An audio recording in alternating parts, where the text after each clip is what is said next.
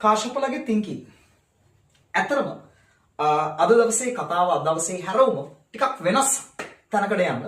ඒ තමයි ලෝකේ රොක් ගාඩන් සංකල්පය. ඇතරම මොකක්ද මේ රොක් ගාඩන් සංකල්පය කියලා කියන්නේ? ගල් උද්‍යාන. පතර මේ රොක් ගාඩන් සංකල්පයේ ආරම්භය නැත්නම් ප්‍රභවය සම්බන්ධව අපි කතා කරද්දී මේ උපත මේ ආසියාතික මුහුණුවරක් වගේම මේ කියන බටහිර යුරෝපීය මුහුණුවරකුත් අපි දකිනවා. ඉතින් ආසියාතික ගත්තාම මේ ජපානයේ සෙන් සම්ප්‍රදාය තුළ විශේෂයෙන් මේ භික්ෂුන් වහන්සේලාගේ මනස සෝපත් කිරීමේ අරමුණින් උන් කුඩා කඳුගැට ආශ්‍රිතව සහ මේ සුදු වැලි අතුරුමින් බොරළු අතුරුමින් නිර්මාණය කළපු ගල් උද්‍යාන දකින්න පුළුවන් වෙනවා. ඒත් එක්කම මේ බටහිර සම්ප්‍රදාය තුළ මේ ඇල්ෆයින් උද්‍යාන විශේෂම උන් පාරිසරික හා උද්භිද විද්‍යාත්මක පසුබිම තුළ ඕන උද්‍යාන නිර්මාණය කරනවා. අපිට රොක් ගාඩන් සංකල්පය තියෙනවා. ඒ කොහෙද? ඒ තමයි සීගිරිය. 30 වර්ෂ පස්වන සෙවසේදී නිර්මාණය කරන මේ සීගිරිය ඇත්තටම රොක් ගාඩන් එකක්. පන්තනේ අපි අදරත් සීගිරිය ගිහපුවාම තියෙන ප්‍රශ්නේ තමයි සමහර කට්ටියගේ මේකට ජලය අරන් ගියේ කොහොමද? උඩට වතුර අරන් ගියාද? පහළට ආවද? මෙන්න මේ වගේ හරි පොඩි තැනකින් තමයි සීගිරිය අපි දකින්නේ. හැබැයි අද අපේ හැරවුම සීගිරිය කියලා කියන්නේ මේ පෘථිවිය තුල නිර්මාණය වෙච්ච මේ මානව දෑතින් ගොඩනැගුණු සුවිශේෂී රොක් ගාඩන් එකක්.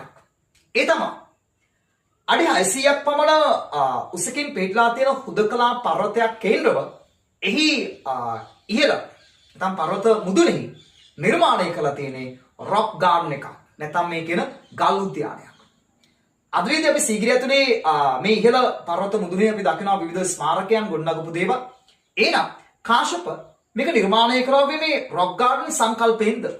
ඔව්. ස්වභාවික පර්වතයක් කේන්ද්‍ර කරගෙන ඒ ස්වභාවික නිර්මාණයන් සහ මානව එකතු වීම එක් කරලා තමයි මේ සීගිරිය රොක් ගාඩන් එක නිර්මාණය වෙන්නේ.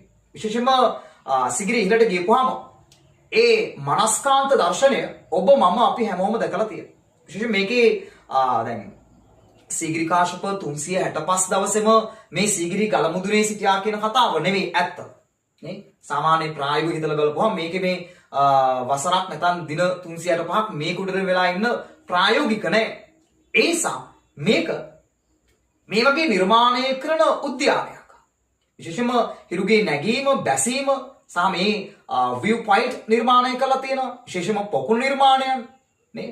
නරඹුම් මැදිරි නිර්මාණය කරලා තියෙනවා. ස්වභාවික වෘක්ෂ රෝපණය කරලා තියෙනවා. ඒ නිසා 30 වර්ෂ පස්වන සියවසේ මගේ අදහස මේ පෘථිවිය තුලම නිර්මාණය වෙන සුවිශේෂී රොක් ගාඩන්